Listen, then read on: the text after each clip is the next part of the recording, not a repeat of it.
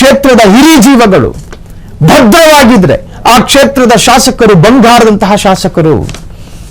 ಶಾಸಕರೇ, ನಿಮ್ಮ ಸಮುದಾಯ ಮಹರ್ಷಿ ವಾಲ್ಮೀಕಿರಂತಹ ಒಳ್ಳೊಳ್ಳೆ ವ್ಯಕ್ತಿತ್ವ ಇದ್ದಂತಹ ಸಮುದಾಯ. ಆಕಾಶದಲ್ಲಿ ಹಾರುವಂತಹ ಹಕ್ಕಿ ಸಂಕಟಕ್ಕೊಳಗಾದಾಗ ಮಹರ್ಷಿ ಸಂಕಟ ಪಟ್ಟಿದ್ರು.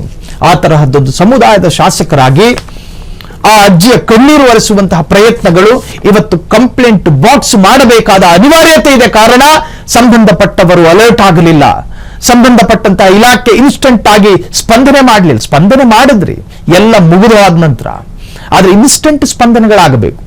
ಈ ತರಹದ್ದೊಂದು ಘಟನೆ, ಈ ತರಹದ್ದೊಂದು ವರದಿ ಮಸ್ಕಿಯಲ್ಲಿ ಆಗಕೂಡದು. ಸಣ್ಣ ವಿಚಾರ ರೀ, ಇಷ್ಟೆಲ್ಲ ವೈಭವೀಕರಿಸೋ ಅವಶ್ಯಕತೆ ಇತ್ತ ಅಂತ ಕೇಳಬಹುದು. ಆದ್ರೆ ವೈಭವೀಕರಿಸದಿದ್ದರೆ ಈ ತರಹದ ಇನ್ನೂ ಅನೇಕ ನೂರಾರು ಅಜ್ಜಿಗಳು ಪತ್ತೆಯಾಗಬಹುದು. ಹಾಗಾಗಿ ಈಗಲೇ ನಾವು ಬಸನಗೌಡರಿಗೆ ಅಲರ್ಟ್ ಮಾಡ್ತಾ ಇದ್ದೀವಿ. ರಂಗಮ್ಮ ಅಂತಿಮ ಆಗಬೇಕು, ರಂಗಮ್ಮನ ವರದಿ ಇದು ಲಾಸ್ಟ್ ಆಗಬೇಕು. ರಂಗಮ್ಮನಂತ ಅಜ್ಜಿಗಳು ನಾಳೆ ದಿನ ಕಣ್ಣೀರು ಹಾಕೊಂಡು ಕಂಪ್ಲೇಂಟ್ ಬಾಕ್ಸ್ಗೆ ಕಂಪ್ಲೇಂಟ್ ಕೊಡಕೂಡ್ದು. ಅದರ ಅರ್ಥ ಈ ತರಹದ್ದೊಂದು ಪ್ರಕರಣಗಳೇ ಹಾಕೂಡ್ದು ಅಂತ. ಅಜ್ಜಿಯನ್ನ ಅಳಿಸೋದ್ರಲ್ಲಿ ಅದೇನು ಆನಂದ ರೀ? ಅಜ್ಜಿಯನ್ನ ಅಳಿಸೋದ್ರಲ್ಲಿ ಅದ್ರಲ್ಲಿ ಏನಿದೆ ಖುಷಿ? ಇನ್ನು ಆ ಸಂಸ್ಕಾರವಂತ ಈ ಅಜ್ಜಿಯ ಕುಟುಂಬಸ್ಥರು ಈ ಅಜ್ಜಿಯನ್ನ ಈ ಕಷ್ಟ ಕಾಲಕ್ಕೆ ನೀವು ಹೊರಗಾಗ್ತೀರಿ ನೋಡ್ರಿ. ಸಣ್ಣ ಮಕ್ಕಳಿದ್ದಾಗ ಅಸಂಬದ್ಧವಾಗಿ ನಾವೇ ಮಾತನಾಡ್ತೀವಿ. ವಯಸ್ಸಾದವರು ಕೂಡ ಆ ಕಾಲಘಟ್ಟದಲ್ಲಿ ಅಸಂಬದ್ಧವಾಗಿ ಮಾತನಾಡ್ತಾರೆ. ಈ ಅಜ್ಜಿಯ ನಮಗೊಂದು ಕಿರಿಕಿರಿ, ಈ ಅಜ್ಜಿಯ ನಮಗೊಂದು ಇರಿಟೇಷನ್ ಅನ್ನೋದಾದ್ರೆ ಆ ವಯಸ್ಸಿನ ಕಾಲಘಟ್ಟನೇ ಹಾಗೆ ರೀ. ನೀವು ನೀರು ಕೇಳಿದ್ರೆ ಜ್ಯೂಸ್ ಕೊಡುತ್ತೆ, ನೀವೇನೋ ಲೆಕ್ಕಾಚಾರ ಹೇಳಿದ್ರೆ ಇದು ಏನೋ ಲೆಕ್ಕಾಚಾರ ಹೇಳುತ್ತೆ. ಆ ವಯಸ್ಸಿನ ಕಾಲಘಟ್ಟ ಮತ್ತು ಆ ವಯಸ್ಸಿನಲ್ಲಿ ಬರಬೇಕಾದ ಗುಣಗಳು, ಇದನ್ನೇ ಮಾನದಂಡವಾಗಿ ಇಟ್ಕೊಂಡು ಈ ಅಜ್ಜಿ ಕಿರಿಕಿರಿ ನಾವು ಸಹಿಸ್ಕೊಳಕ್ಕಾಗಲ್ಲ ಅಂತ ಹೇಳಿ ಮನೆಯಿಂದ ಹೊರಗಾಕದೆ. ನೋಡಿ, ಇದೇ ಕಾರಣ ಅಂತ ನಾನು ಹೇಳ್ತಿಲ್ಲ. ಅನೇಕ ವಯಸ್ಸಾದವರನ್ನ ಮನೆಯಿಂದ ಹೊರಗಾಕೋದಕ್ಕಿರ್ತಕ್ಕಂತಹ ಕಾರಣಗಳು.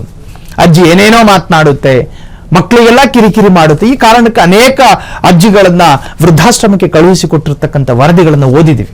ಅದರ ಆಧಾರದಲ್ಲಿ ಹೇಳ್ತಾ ಇದ್ದೀವಿ, ಈ ವಯಸ್ಸಿನ ಕಾಲಘಟ್ಟದಲ್ಲಿ ಅಜ್ಜಿಗಳು ಇರಬೇಕಾಗಿರೋ ರೂಪಾನೇ ಅದು.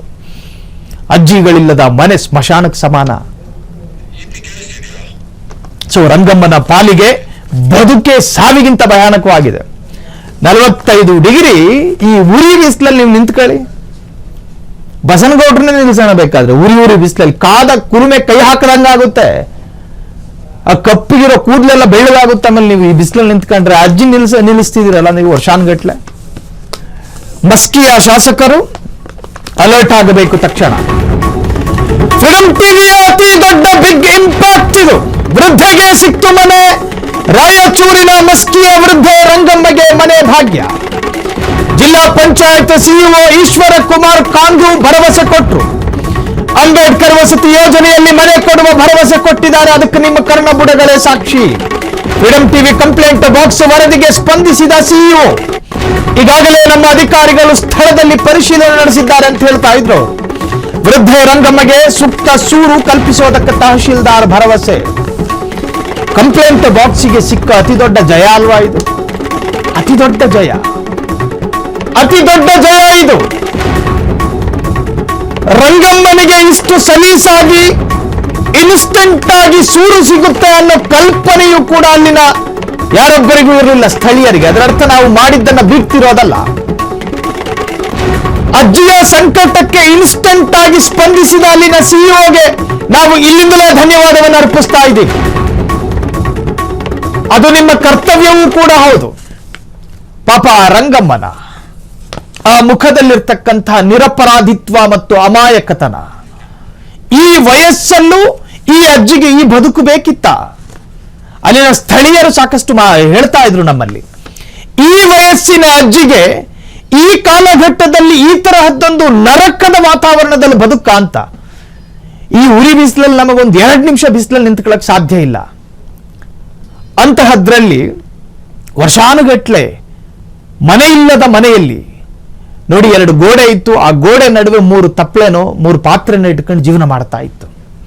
ಇಷ್ಟು ದಿವಸ ಸುದೀರ್ಘವಾಗಿ ಸಂಬಂಧಪಟ್ಟಂತಹ ಶಾಸಕರಿಗೆ ಅರ್ಥ ಆಗದೇ ಇದ್ದಾಗ ಕಂಪ್ಲೇಂಟ್ ಬಾಕ್ಸಿಗೊಂದು ದೂರು ಬರುತ್ತೆ. ಅನೇಕ ವರ್ಷಗಳಿಂದ ಮನೆ ಇಲ್ಲದೆ ಆ ಅಜ್ಜಿ ಬದುಕ್ತಾ ಇದೆ. ಕಂಪ್ಲೇಂಟ್ ಬಾಕ್ಸ್ ಅದನ್ನು ಪ್ರತ್ಯೇಕವಾಗಿ ಒಂದು ಸ್ಟೋರಿ ಮಾಡುತ್ತೆ. ಇಡೀ ಕರ್ನಾಟಕದ ಕನ್ನಡಿಗರು ಅದಕ್ಕೆ ಸಾಕ್ಷಿ. ಅಲ್ಲಿನ ಸಿಇಒನೇ ಸ್ವತಃ ಫೋನಲ್ಲಿ ಮಾತನಾಡ್ತಾ ಇದ್ರು. ನಾವು ಈಗಾಗಲೇ ಅದಕ್ಕೆ ಕ್ರಮವನ್ನು ತೆಗೆದುಕೊಂಡಿದ್ದೀವಿ, ಇನ್ನೇನು ಕೆಲವೇ ದಿವಸಗಳಲ್ಲಿ ಆ ಅಜ್ಜಿಗೆ ಸೂರು ಸಿಗುತ್ತೆ ಅಂತ ಹೇಳಿ. ಸೊ ಬದುಕಿಗೆ ಆಸೆ ಕೊಡೋದಕ್ಕೆ ಆಗಲ್ವಾ ಅನ್ನುವಂತಹ ಪ್ರಶ್ನೆ ನಮ್ಮಿಂದ ಇತ್ತು. ಸೊ ಇನ್ನು ಸಾರ್ವಜನಿಕ ವಲಯಗಳಲ್ಲಿ ಇದೇ ತರಹದ ಸಮಸ್ಯೆಗಳಿದ್ದಲ್ಲಿ ಕಂಪ್ಲೇಂಟ್ ಬಾಕ್ಸ್ ಅನ್ನ ಸಂಪರ್ಕಿಸಬಹುದು.